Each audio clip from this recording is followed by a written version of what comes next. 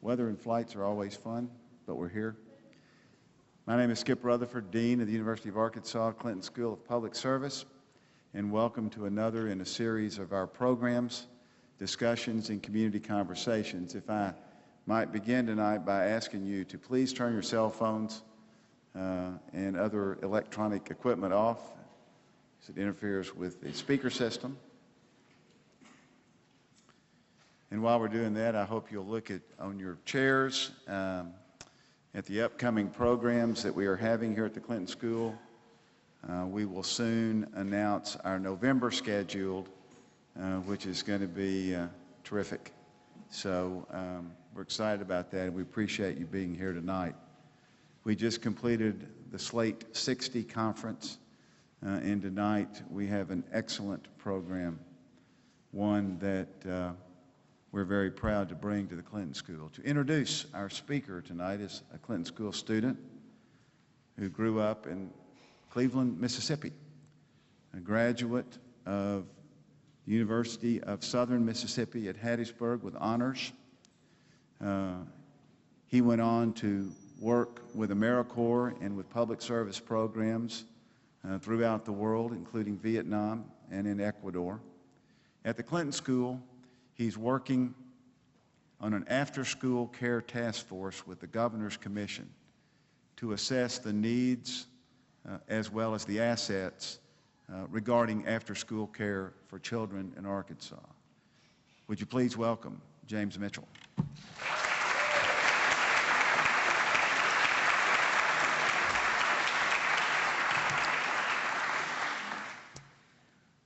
Well, I just want to start off by saying how thrilled I am that Alan Keyes has been kind enough to come and speak with us here at the Clinton School. As you all know, we're a school with a partisan name. However, we're a school with a bipartisan mission. The Clinton School of Public Service seeks to train compassionate young leaders to build a better country hand in hand with members from both sides of the aisle. Critical to this mission and to the academic integrity of our institution is a constructive dialogue between both liberals and conservatives. I believe that our public programs truly embody this commitment to providing a platform for the ideas and opinions of all sides, and tonight is certainly no exception. Dr. Alan Keyes, who holds his PhD in government from Harvard, is a dyed-in-the-wool Christian conservative. A Republican political activist, author, and diplomat, Dr. Keyes has a lengthy and distinguished record of public service. His diplomatic work began with the State Department, where he served our country in Zimbabwe and India. Following his stint at the State Department, Dr. Keyes was appointed ambassador to the United Nations Economic and Social Council by then-President Ronald Reagan. Later, he was named Assistant Secretary of State for international organizations. Dr. Keyes has also served as a member of the National Security Council, as president of Citizens Against Government Waste, as interim president of Alabama A&M University, and as a member of the American Enterprise Institute, focusing his research on diplomacy and international relations. A consummate Republican politician, Keyes ran in Maryland for the United States Senate in 1988 and again in 1992. In 1996 and in 2000, he went after the Republican presidential nomination, campaigning on a platform of pro-life, pro-family, and tax reform.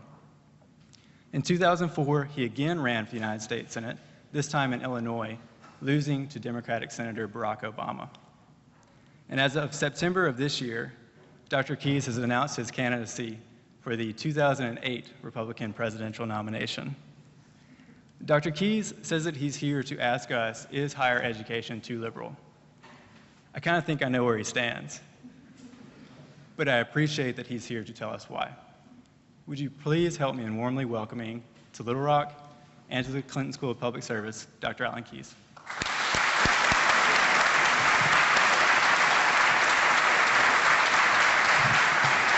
Thank you. Praise God. Thank you very much.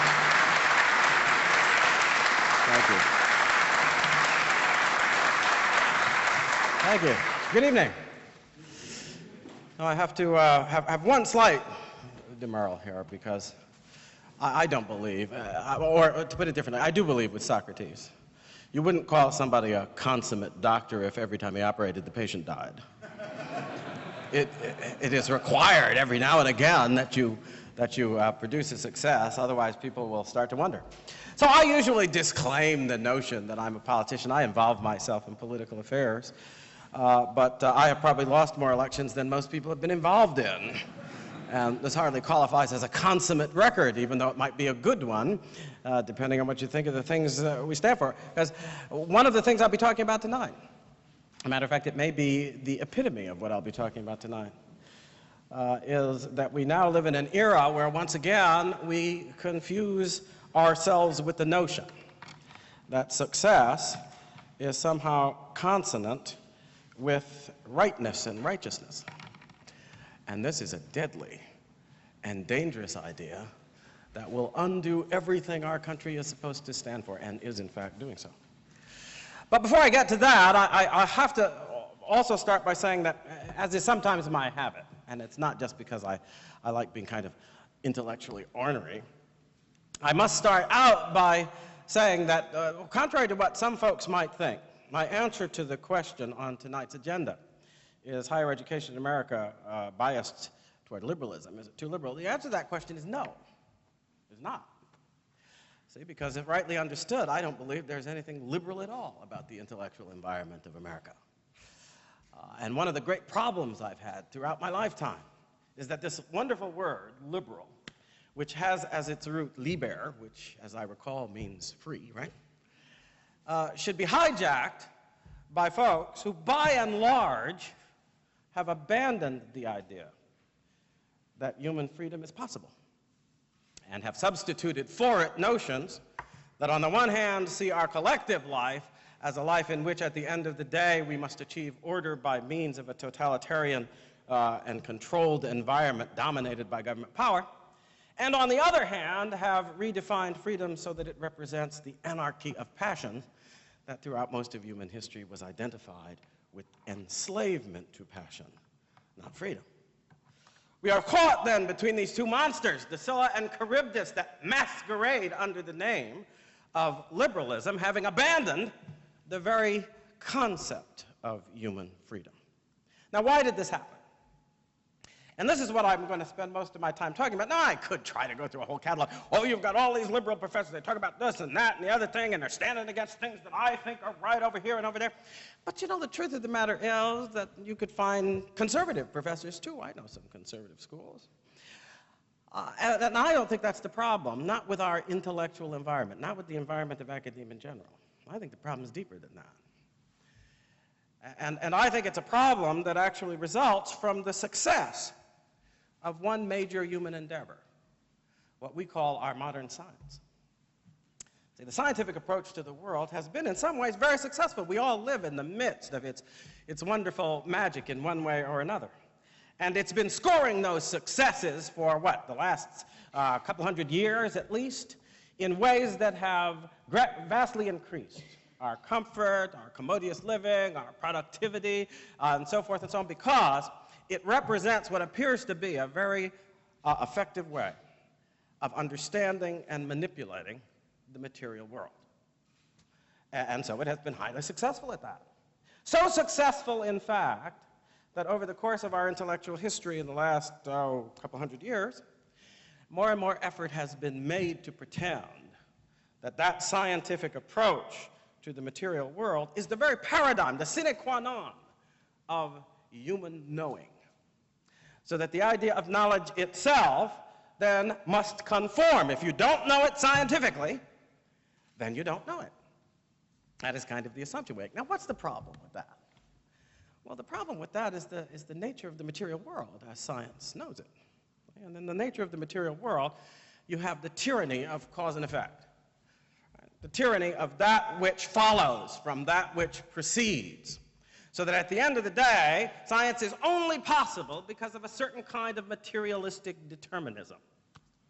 Now, how many of you think that that kind of determinism is compatible with freedom? Well, it is in one sense. in the Hobbesian sense that, according to science, the river is free, right? Because it flows the way it's supposed to flow. So long as you are moving through space and meet no obstacle, you are free until an obstacle meets, and you are then going to change your vector in a way that is determined by the nature of the obstacle that you meet. So you could redefine freedom to simply mean the ability of this or that, the particle, the thing, to move freely, to act according to whatever impetus or impulse was given by its cause, until something else interferes with it. There's just one little problem with that, of course. That doesn't at all correspond to the way we human beings think of our own freedom. We don't think that we're free when the cause determines our action. When the external thing determines our action, we are neither free nor are we even responsible. So that if at the end of the day I end up killing you because I was overcome by some external force that made me do it, we don't even hold me responsible for your death. Because freedom, in the way that we understand it, is a prerequisite of that responsibility.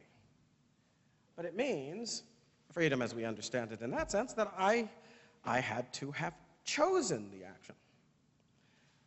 Not have the action chosen for me by a cause that I could not control, which then compelled me to react according to a rule that I did not establish in such a way as to produce an outcome that I did not will. When we are caught up in such circumstances, science can certainly understand them, but they do not correspond to our understanding of freedom. Now, you rightly would say, but Alan, that's a subjective understanding of freedom. Yes, it is. But that is, in one respect, the distinctively human thing, isn't it? See? That distinctively human quality is that unlike the stones and the molecules and these other things that science does so well with, we fancy ourselves to have an inner as well as an outer being. So that if I deal with you as if all there is to you is what your body represents to me, its chemicals, its water content, its various assorted ways of reacting to the material environment, then I have dehumanized you. And we would all of us understand that when I treat you in that way, as if you are only a material thing, I am not giving or taking account of your humanity. And this is where we run into the problem that arises from this effort, this desire to act as if the successful scientific paradigm that we have used to know better and manipulate the material world can be applied to human things. And don't tell me we haven't tried to do it, because we have. Now, I went to Harvard. When I was there, it was still called government. I think it still is. But over at Yale, they called it political science. And they weren't using that in the general old way, where science just meant something you know. No, they were using it in a way that suggested that somehow or another you could, in fact, make your understanding of science conform to the principles of scientific materialism. And that is true of social science and other sciences. We even tried to pretend that psychology itself, the psyche, the soul, the very thing that throughout most of human history was understood to be the essence of the expression of that immaterial something or other that transcends in us the possibilities of the matter, even that we now believe through behavioral science and other things that we are going to subject to the scientific paradigm. Now that suggests something very disturbing. Because the more you go down that road, the more you make that effort, the more you are moving the human things into the category of the non-human things. The more you move the human things into a realm where freedom in the deliberative sense, in the sense of choice, in the sense of the voluntary, cannot possibly exist. See, and that's why I beg to differ. I don't think that I would call the intellectual environment we operate in liberal. What's it got to do with freedom? When we are trying, on account of success in one area, not necessarily applicable, you see, to apply the principles of a scientific approach to human things.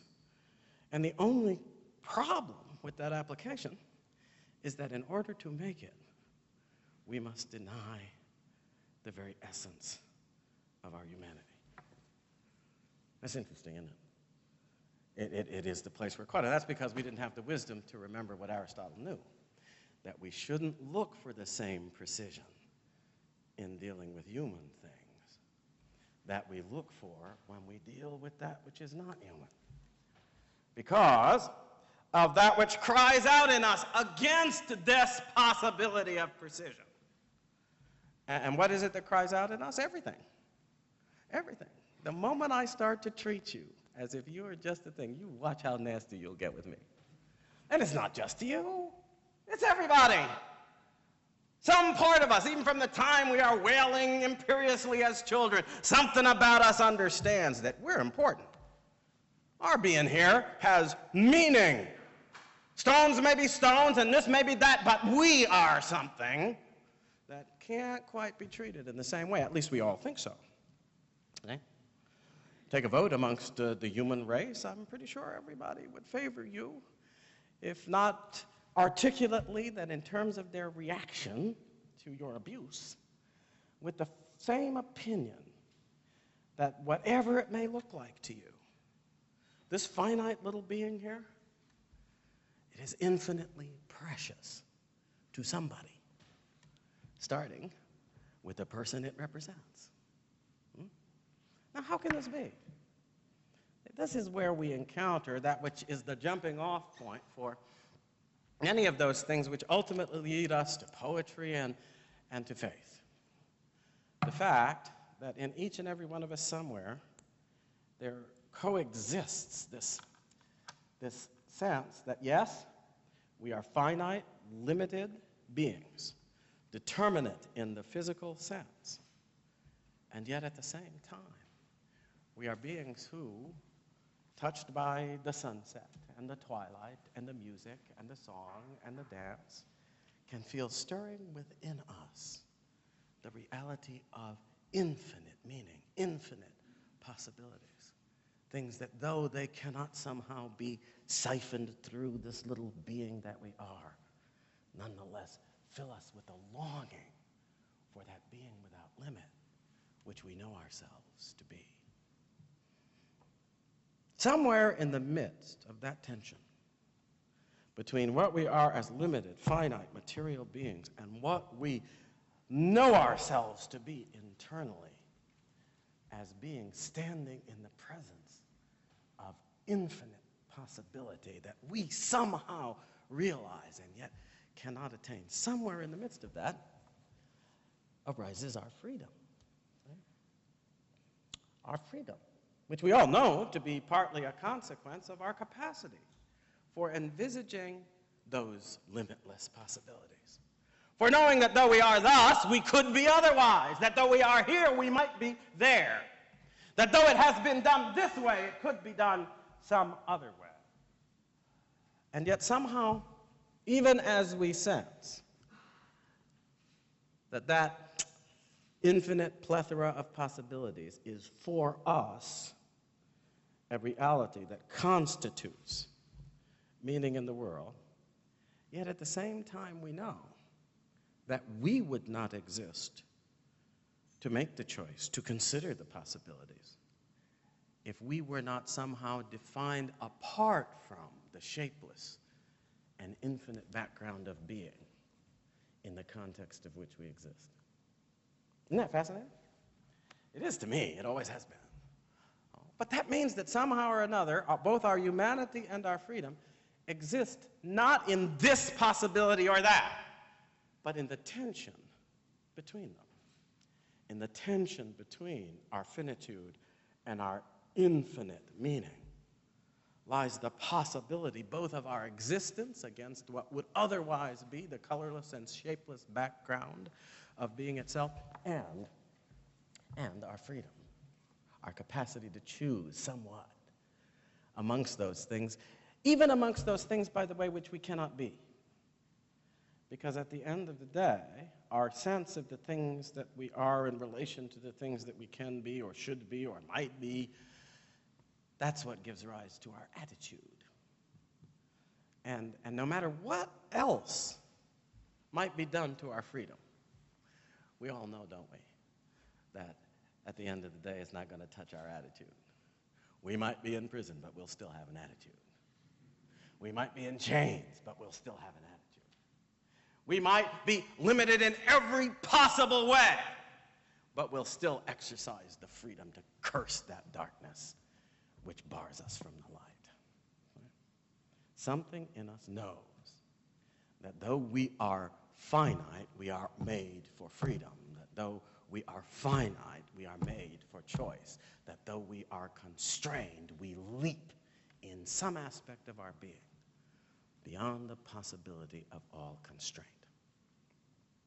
See, what I think we find difficult to deal with in our time intellectually is the fact that it is not for us to go this way or that with the terms of that tension. We must live within it. Well, if indeed we are, as some of the philosophers have suggested, like a wound in being, then it is the nature of our life to live with, not to escape that wound. Not to sew it up, because we cannot bring these opposite possibilities together in such a way as to make the wound disappear, nor simply to plunge into its nothingness, for then we would deny our own existence. Okay? Now, why have I gone through all this? Because I think that poses a question for us. And it's a question that we are not going to be free properly to address until we have freed ourselves from the tyranny of the scientific paradigm. Until we have realized once again, fully and completely, that though it's good for what it's good for, it is not good for us. That though it can know some things about the world, maybe even some terribly important things, it must always ultimately come up against something in the knower that it cannot touch, that it cannot conceive, and that it will never understand. And I think that in our sophomoric sort of arrogance as human beings in this era of the first glimmers of scientific success, we've done what sophomores always do. We have mistaken the little knowledge that we have for all knowledge.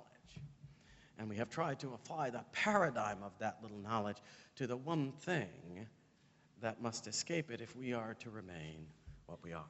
Now, that has all kinds of consequences for our creativity and our other things, but it also has some pretty devastating consequences, in my opinion, for our politics and for our society and for our understanding of concepts that must be basic to our relations with one another as human beings. I'll give you an example. Sometime back, you all probably witnessed the controversy that occurred within the mostly, of course, Republican and conservative realm over G.W. Bush's proposed nomination of Harriet Miers to be a judge on the Supreme Court. This was one of those cases when it seemed that there was a certain amount of agreement between conservatives and liberals, all of whom agreed in thinking this was not the greatest idea that he'd come up with. But I think the reason I finally decided that this wasn't such a great idea was when I read of a speech that she had given, if I may, with apologies to her, take her name in vain. I think it was back in 1992. She was speaking to some group in Dallas. And she made the statement that she thought that we should only, in politics, deal with those issues which could be addressed on a scientific basis. And I read that and I said, whoa. We're going to put Harriet Miers on the Supreme Court. And you know the first thing that occurred to me? First thing that occurred to me in that regard was that little statement which is there in the founding principles of our country.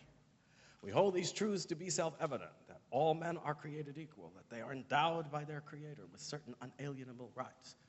Words that have rung down through history in the mouths of some of our greatest agitators for justice, whether it was Frederick Douglass or Martin Luther King or others. They just thought those words summed it up. They pricked the conscience of America time and time again with that concept of divinely ordained equality, not to be violated by power and wealth and the snide assumptions of racial superiority, but to be respected on account of the authority of the whole as it comes from the hand of Almighty God. And I sat there reading this phrase by Harriet Mize and thinking, well, if all our politics can only address issues that can be dealt with on a scientific basis, what becomes of the issue of justice? That was the impetus for the very foundation of our way of life.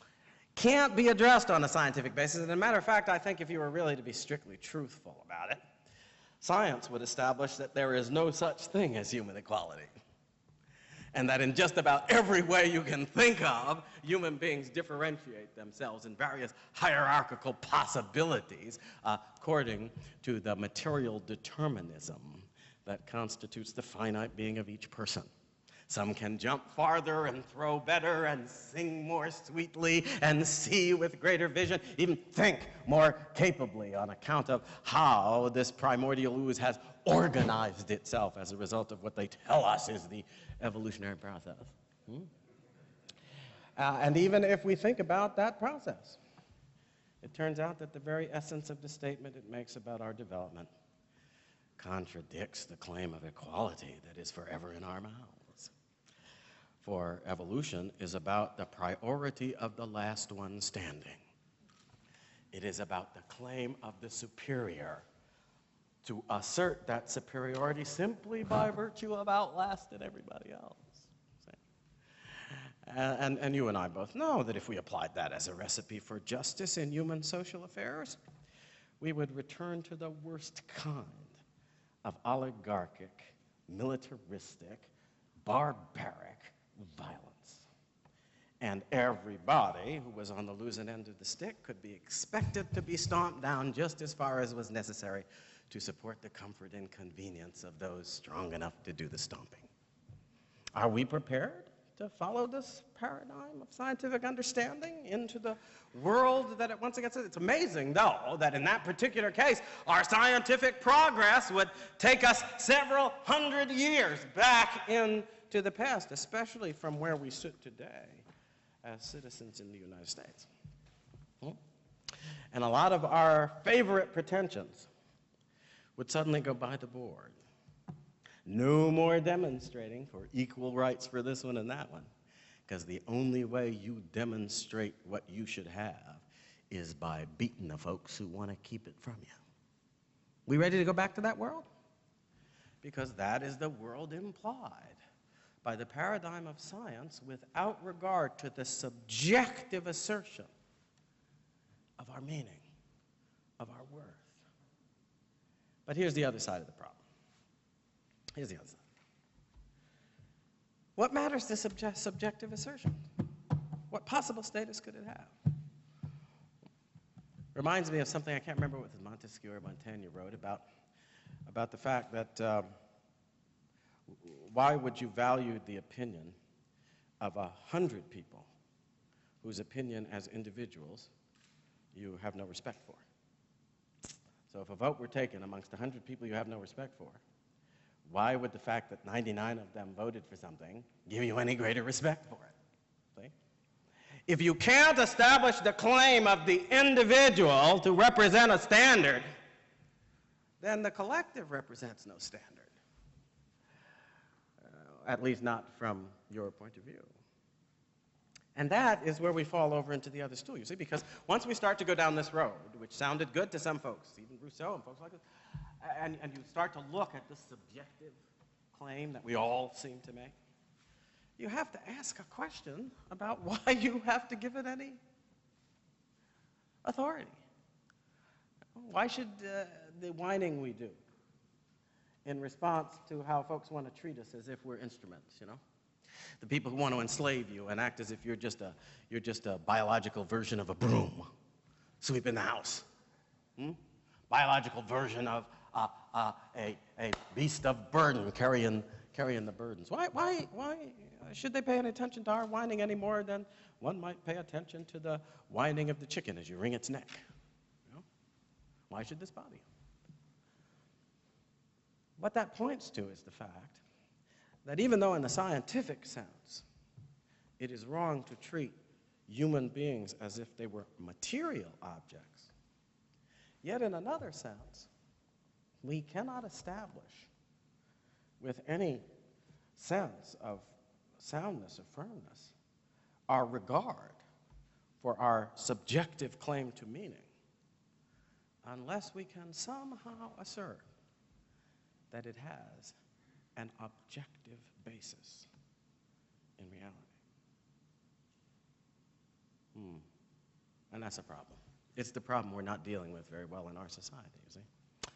And the reason we're not dealing with it very well is because in order to ascribe to our subjective sense of worth an objective reality, we would have to begin toying with the possibility that there is in being itself an objective authority that determines the worth of that which science cannot understand and yet which we strongly feel. Now, you know what people usually call that, right? What do they usually call that? God! You got it! All of a sudden, we're standing here, and we forget this as Americans. See, I think we forget it all the time. We think, as a lot of people would like us to believe, that it was just some accident of their particular culture that led the founders of this country to include that reference to the Creator God in the Declaration of Independence. I beg to differ with you. They were pretty sophisticated guys, and they included in their midst some thoroughly convinced atheists and other folks who were pretty good at arguing their position. It ought to remind us and suggest to us that maybe the challenge that they were dealing with is a challenge somehow inescapable in our human affairs. The challenge that would allow us somehow or another to escape this problem, the problematic nature of our subjectivity, so that it does not lead in the direction that it leads for us today. Because in consequence of some things that y'all are probably altogether too familiar with, fact, value, distinction, all this other stuff the philosophers came up with, we find ourselves bifurcated. Living in a world where over here we've got facts, we can deal with them on an empirical basis, we can understand them, and so forth and so on. And then we can go to human things and we can pretend to reduce them to that kind of objective, factual basis by doing surveys and polls and stuff. Now, of course, when we do our surveys and polls and all this junk, we're begging a question. Why should anybody care what all these people think? The preferences of the masses constitute no particular authority of any kind whatsoever. The norm of human desire and even of human judgment on a subjective basis, if it has no objective claims to reality or authority, means nothing. See, that's what makes most social science and all this junk people do. It's just a lot of pretentious garbage. And when you scratch it a little bit, it turns out that it has no particular significance unless you make certain very questionable assumptions about how we should regard the general trend of human desires and behavior. It's one of those things that you can be cured of if you sit down and read Montaigne a lot.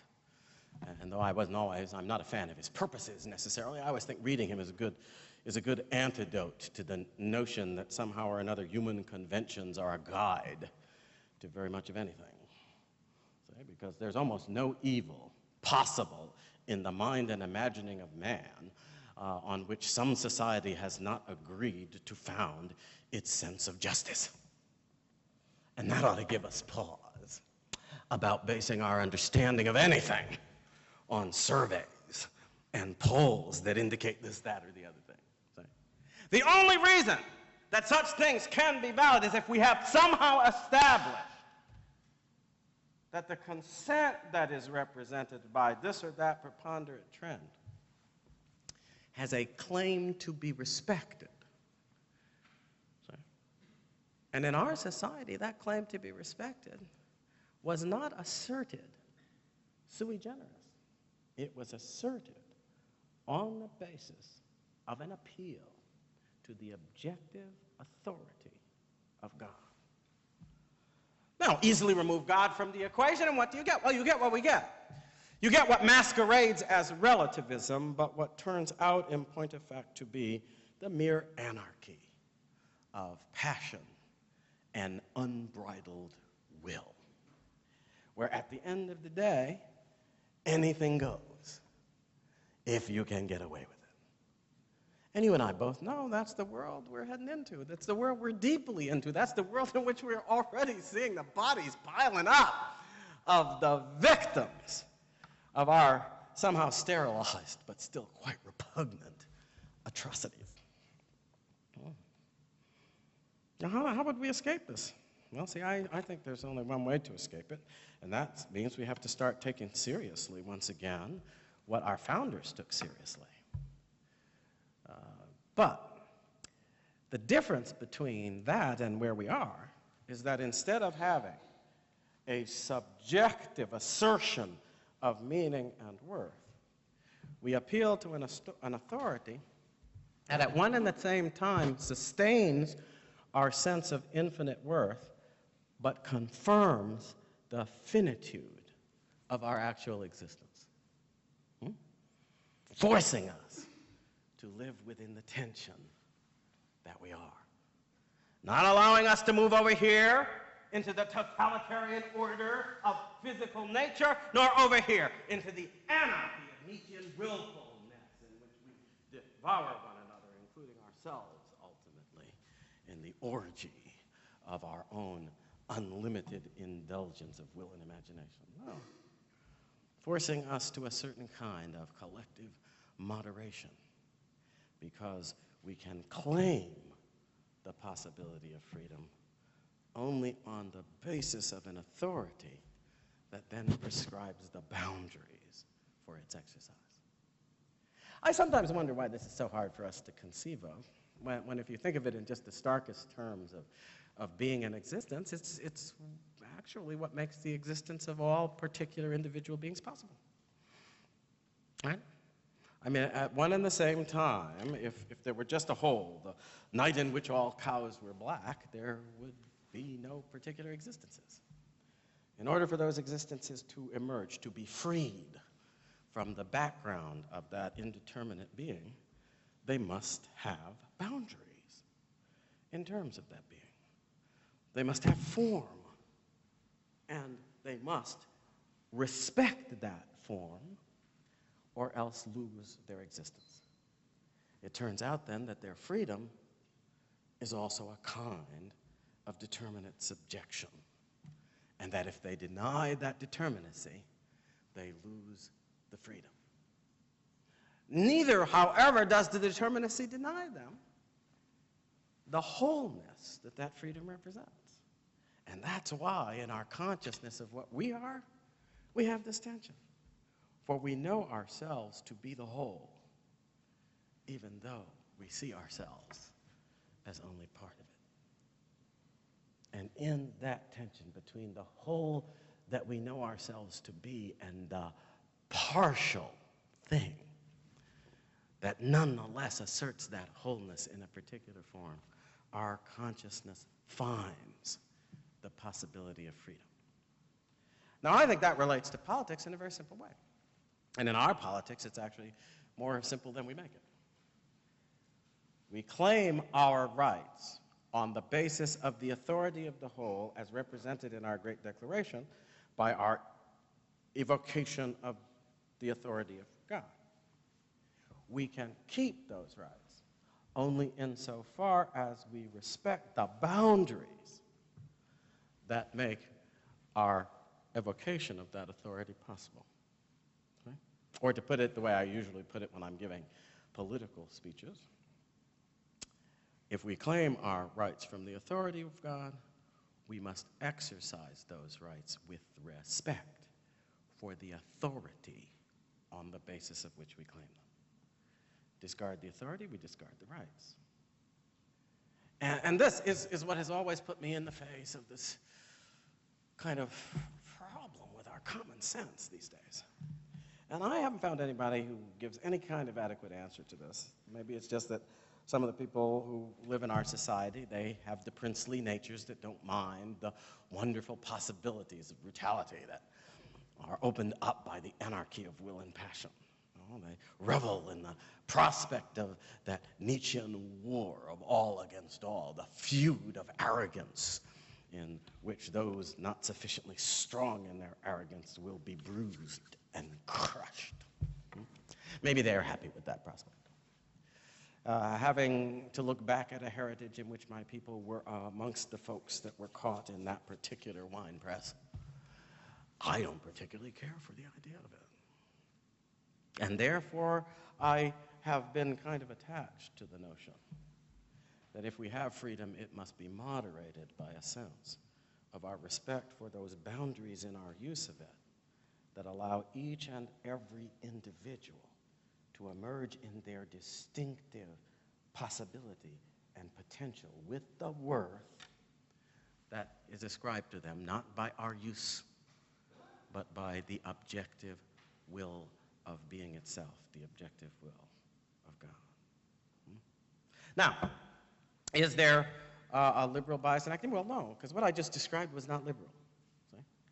I think that because academia tends to worship the paradigm of material science, academia these days is generally illiberal. It abandoned the paradigm of what used to be called liberal education precisely because it was education for life in the tension, for life that recognized the possibilities of choice, even as it accepted the notion that only discipline, in a moral sense, allows one to realize those possibilities. It's sort of like, I think, what you see in great artists and people like this, who at one and the same time can achieve things that when you stand before them or hear them and listen to them, they just open you up, they free you to possibilities that you didn't even know were in you. But when you read their lives, it turns out that they were able to get to the point where they could make that freedom possible only by accepting the severe genius, the severe discipline of their own genius. Okay? When are we as a free people going to understand that we are in the same position? We have been granted, I believe, by Providence, the possibilities of being the maestros of human liberty. But if we mean to fulfill that possibility, then we too will have to accept, as our founders, by the way, explicitly said we must, the discipline of our genius. They referred to that word all the time, the genius of the American people. Okay? And I believe that the temptations of arrogance that are engendered by our science, combined with the wrong understanding of freedom that results from the rejection of the notion that there is such a thing as an objective basis for our subjective worth, though science does not understand it. That is to say that it's possible to deal rationally and objectively with moral challenges. That has led us to these sort of two monsters. Over here, an understanding that leads us down the road to totalitarianism. Over here, an understanding that is fast leading us down the road of unbridled hedonism and selfishness and arrogance and willfulness that must end in the destruction of all decency and all justice. It does not have to be this way. But I think we will only start to wake up to the ways in which we can avoid this grinding ourselves to death between these monsters. We'll only wake up to those possibilities when we start to confront the real challenge of our liberty once again.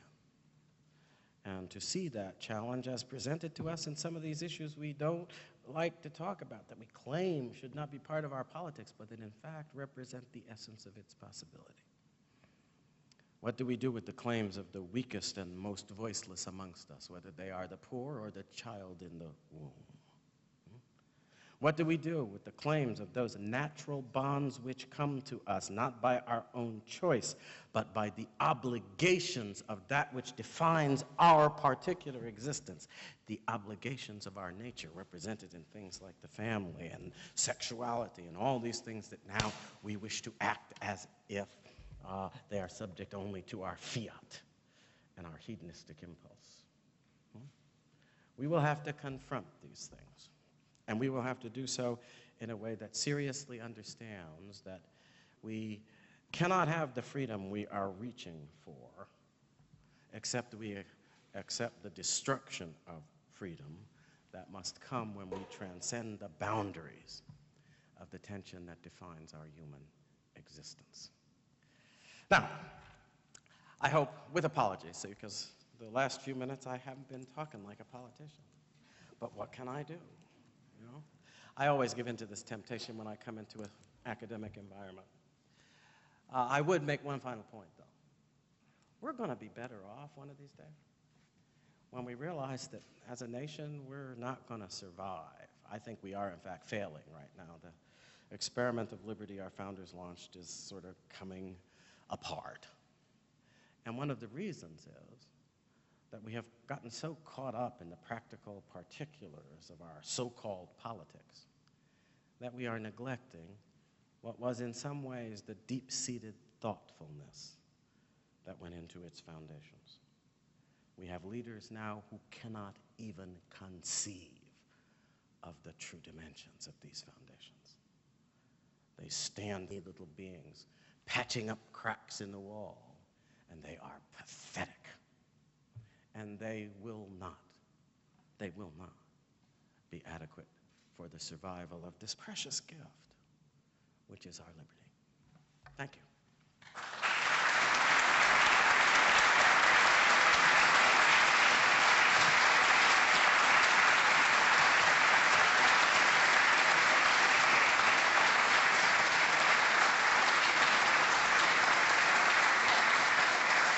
We have time for a couple questions. Please raise your hand and we'll get a microphone to you up front. Hello, my name is Sanford Johnson. I'm a student here at the Clinton School, and I want to thank you for being here. I have a question for Alan Keyes, the Black Republican candidate. All right. It is true that the nation is becoming more diverse. It is also true that some Democrats do take the black vote for granted. It is true that blacks are very socially conservative, in fact, more so than a lot of other groups. Yet it is also true that African Americans have constantly rejected the Republican Party when it's time to go to the polls. I have two questions for you in regards to that. Why Black Republicans showed little interest in packaging the GOP platform to the black community in regards to, they'll talk about black issues, but they won't say it in the black community, they'll say it at the country club. And also, as a candidate for president this coming cycle, what will you do to change that?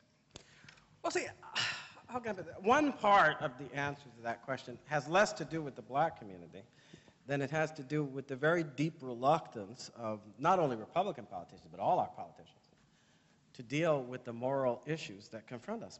And you know, the reason that they don't want to deal with them is what I was just talking about. To deal with those moral issues in a serious way, you have to have an ability, a kind of profoundly digested understanding of the founding principles of this country's life. Most of them haven't spent even 5 minutes of their lives thinking about those principles. And if you listen to their speeches, they don't talk about them anymore because they're kind of embarrassing, you know, to them. Now, how could you, knowing that, one of the great grounds of appeal, if you were going to be a Republican going forward in the black community, you would want to go into the black community and talk about the very things that are supposed to be so important to Republican moral conservatives, right? How we defend marriage and pro-life and all of these sorts of things. They don't want to talk about it. Well, I won't even put it that way. It's not that they don't want to talk about these things, it's that they can't.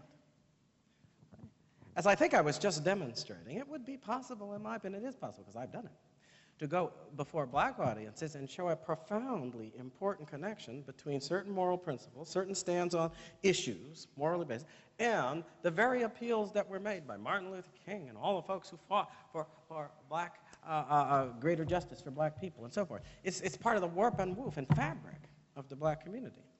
And it also, of course, resonates with what is the community of faith that transcends the boundaries of party. Republicans aren't interested in reconstituting that community of faith, partly because they don't know how to deal with the issues. They talk about them all the time, but they talk about them in a way that totally neglects their connection with the principles of American life. It's all shallow and inadequate. So either it's an assertion of personal faith, right? Or it's just a matter of opinionated kind of pounding of the podium. It never occurs to them that this isn't a debate over our personal faiths. It's a debate over our national creed. and whether we any longer take it seriously. It's exactly the same kind of debate that was required during the Civil Rights Movement and so forth. So I think that that's part of the problem. The other part of the problem is more practical and sad. And that is that, how can I put this delicately? I don't know why I care to put it delicately anymore. Shouldn't. I don't think a lot of the Republicans really give 2 cents for the black community.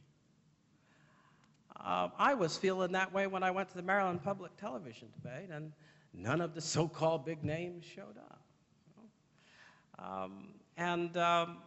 Part of me, sad to say, sees this as, playing Peter against Paul, because they kind of figured they can go after the Hispanic community in some other way, and that's going to offset this or that, and they tried that strategy for a while.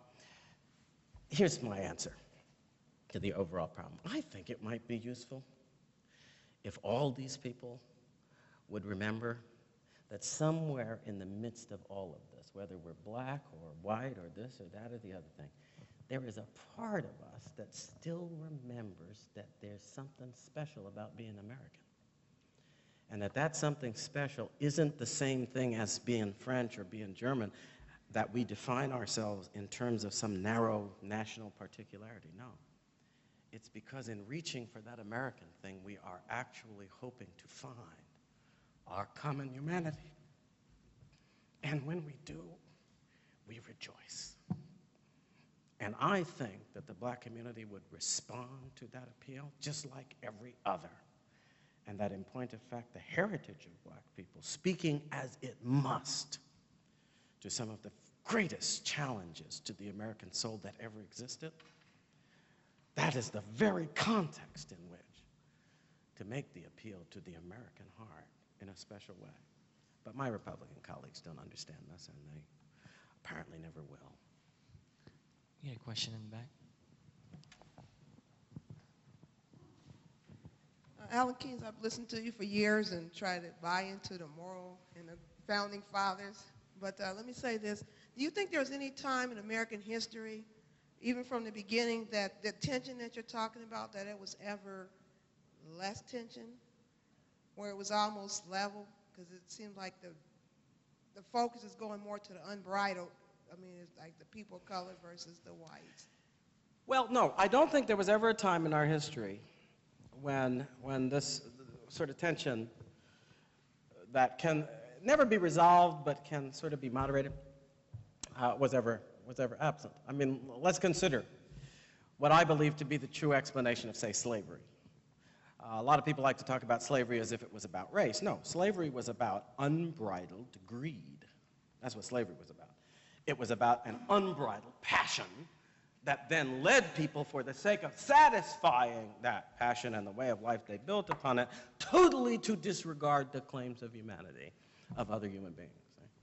When we understand it in those terms, we can see that it is, in fact, an expression of the anarchy of passion. And in some ways, by the way, was explicitly asserted as such. When you read John C. Calhoun and these people talking about the principles they thought, they kind of, sometimes quite explicitly, rejected the Declaration, rejected the idea that all men are created equal, rejected that appeal to God, and instead appealed to the divine more in the sense that people had done it throughout human history. Because you do have to remember, don't we? We do have to remember that God has had many uses, sad to say, in the minds of those who think he can be used. And one of his many uses was to keep people in subjection. I rule over you because God made it this way. And how do I prove that God made it this way? Every time I stomp your butt on the battlefield. That's how. Right? And that was how human beings went about their business. And I think to a certain extent, though they dressed it up in fancier language, the advocates of that peculiar institution at the South appealed to these kinds of old-style notions of the divine order of things, which sotto voce sort of resembles the natural order of things according to our science. But we won't go there, even though we should. So I think the tension was always there. Now, here's where I would try to address what I think was underlying the question. The reason that I have, throughout my political career, put such an emphasis on the Declaration of Independence is because for that one moment, by whatever providence of God and the openness of some human hearts, there were people who actually articulated the truth by which their anarchic passions and all the injustice that resulted from them would be condemned. I think those are precious moments. When human beings are actually honest about the standards that reprove the nasty behavior from which they benefit. We ought to make sure people don't forget those moments. They don't happen that often in human history, you know. And by whatever grace of God and the founders, and I know there are people who don't like to talk about them, dead white males, and they had slaves and all of this. Look, is there any generation, including our own, that isn't perpetrating some gross evil against innocent humanity? I'm sorry. It is not unusual in any generation for the gross evil to be perpetrated. What is unusual is for the principle that condemns it to be enshrined as the national principle of a country. Well, I think we do humanity a great service if we can keep that moment alive. Because as we should be noticing in our own time, there's need for that reproof in every generation. There's need for the powerful and the wealthy and the arrogant and the knowledgeable, those who can collect in their hands the strings with which they can manipulate and subdue humanity. They need to be reminded that their power does not constitute justice, that their victory does not constitute right. And for that brief moment in our history, a principle was enunciated in the light of which you can do just that. And I would suggest we remember it, and every time it's needed, we make creative use of it to encourage people to stand against that which violates their humanity. Right in the middle. 1, 2 over. Dr. Keyes, thanks for coming back to Little Rock. Always enjoy hearing you. Thank you. So then, what is the place of the principle of separation of church and state that has risen to take on a weight of first principles that perhaps it didn't have in our origins? What should be the place of the separation of church and state in our society now? Well, I'm so tempted to be flippant with that question, but I won't. And when I say flippant, I mean I could just say none, but that's not entirely true. First of all, though, I have to make something clear, which I think is just objectively a fact. The notion that our Constitution requires the separation of church and state is a lie, okay? Separation of church and state may or may not be, in some ways, a concept that we have to think through, understand, and apply. I don't know. But there's nothing in the Constitution of the United States that requires it, and every suggestion that has been made that it does just requires that we don't know how to read. Because there's nothing there that could be construed in that way. And what they generally use, the Establishment Clause, has nothing to do with separation. It's a federalism issue, not a separation issue. All the Establishment Clause does is forbid the federal government to deal with the issue of religious establishment. Makes me wonder sometimes how these judges got their hands on it. How did the federal judges get their hands on the issue of establishment? Here in the Constitution, the only thing it says is that there can be no law on this subject, right? And then they would certainly be able, if the federal government passed some law on the subject, they'd be able to say, well, no, that can't be because we don't have the authority to do that under our Constitution. So if you don't have the authority to do it, and if the Ninth Amendment says that all those powers not delegated, all those powers not delegated by the Constitution to the United States nor prohibited by it to the states are reserved to the states respectively or the people. And there you have a power, the power to deal with the issue of religious establishment in law. And that power is withheld from the federal government. Nowhere in the Constitution does anything prohibit it to the states, and therefore, it is reserved to the states and to the people. There's no way to get around this logic, and every time I put it out there, all I get is embarrassed silence, because there's no way to get around it. And the 14th Amendment argument doesn't get around it, because the 14th Amendment simply says that those things which are guaranteed by the first 10 amendments are to be respected by all the states, but one of the things guaranteed is immunity from federal interference on the issue of religious establishment. That's all the 14th Amendment would do. So everything else is a lie. It's a vicious lie, actually. Now, point number 2. whatever the separation of church and state might mean, and I think it does mean something, it certainly can't mean that we can't respect the authority of God in our politics. Now, let me see here. I know that, there's that guy over in England arguing that folks like myself don't have high IQs and stuff, but so it could be that I'm just blighted by nature not to be able to understand these complicated things. But if, as a people, we claim our rights based on the authority of the Creator God, and therefore have a free politics with elections, have a judicial system with due process, and all of that because every individual is endowed with unalienable rights, has a kernel of worth that depends not on the Constitution or human authority, but on the transcendent authority of God Almighty. If that's the whole basis for the existence of our politics and freedom, will somebody explain to me how we can sustain our politics without some respect for it? How we can deal with issues in such a way as simply to disregard it, as we are doing, by the way? So that we will go down a road in which step by step we deny both the existence and the authority of the Creator. Do you know the problem? It's like the one Rousseau mentions in one of his books where he talks about the fellow who sells his bed in the morning forgetting that he's got to sleep on it in the evening. And here we go, giving up the authority that is the source of our rights, forgetting that one of these days when somebody's stomping on our neck, we might just want to encourage ourselves with the notion that however strong they appear at the moment, God is on our side. And you and I both know, don't we remember this? Have we forgotten the lesson of history? That it's very easy to cow human beings once you put the shackles on their minds. Once they get the idea they got to stand in front of you like this, and that they can't look you in the eye, that they can't look at the weapons you use because they belong to the superior ones and so on. You can stomp all over a lot of people, even if you're just a few.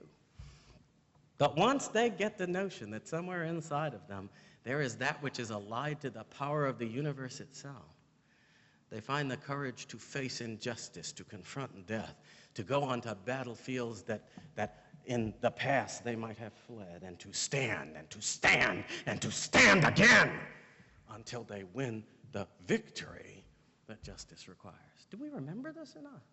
That which encourages the mass of humanity to stand on its dignity has been critically important to the advancement of freedom. And so I wouldn't want to suggest, if separation means we banish God, as a free people, we got to be really suspicious. We have a bunch of elites in this country encouraging us to give up the idea that God plays any role in justice. Now, isn't it a coincidence that the human race went through thousands of years, and these elites got away with the idea that the gods or God determines justice, establishes, so long as it was their right that was being established. We get this brief little interlude where the mass of the people are appealing to God for their liberty, and now we're told he doesn't exist. Doesn't make you a little suspicious? Makes me a little suspicious. Now, I realize that requires that we take a little longer perspective than we usually do. We look at history in its broad sweep and maybe suggest, as our founders did, that not everything that happens is just an accident. Hamilton gave a long speech at the Constitutional Convention reminding people that princes, what he called the princely types, they exist in every generation. Who are the princely types? The types who like ruling and lording it over other people. In our day, I think they become sort of entrepreneurs, business magnates, rock stars. They like the feelings of power that come from the adulation of the masses said to be inferior to themselves. The ordinary and commodious lives with which most human beings would be content if they were just left alone. I have nothing against the princes. Well, I may have something in common with them, who knows? But I do have something against the pretension that they have the right to lord it over societies at the expense of human decency, and I think that reminding the mass of the people that God is on their side doesn't hurt a bit. And so we shouldn't give it up. See? Now, final point. Separation of church and state must have a meaning, though, in one respect, because it must be like one of those one-way gates in electronics, right, where the force flows in one direction and not in the other. So that the respect for the sovereignty of God as it flows from the people through their representatives into law and government, that's okay. If it flows back in the form of government power to coerce the conscience of the people as individuals or as a whole, then it is forbidden. But the Constitution takes care of that in the clause after the Establishment Clause, which does bind everybody. And that is that government cannot interfere with the free exercise of religion. It is no coincidence, by the way, that in our time, as we banish God, we are also watching the development of laws that do just that begin once again to dictate religious conscience, to tell us what is sin and what is not, and force us to accept the result. Okay? We are moving away from what I think was the paradigm of moderation that preserved the tension that was required. Yes, God is needed, but no, you can't force him on anybody. Yes, the people can reverence God, but not in ways that coerce human conscience. Why can't we get this right? It's not that hard to see this combination. It's not that hard to make it work. We did for quite a while. And I think we could again if we would once again take seriously what is true about most of us. That in spite of all this argument and all these books people write and stuff, somewhere in our heart of hearts we have two realities. We still believe in God, and we still think we're going to answer to him someday, most of us. Ladies and gentlemen, let's hear it for Ambassador Alan Keyes.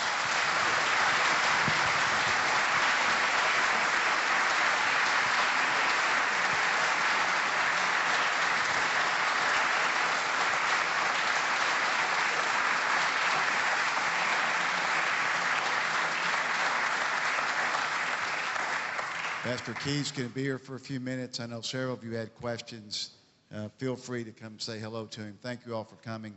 We hope you enjoy our programs.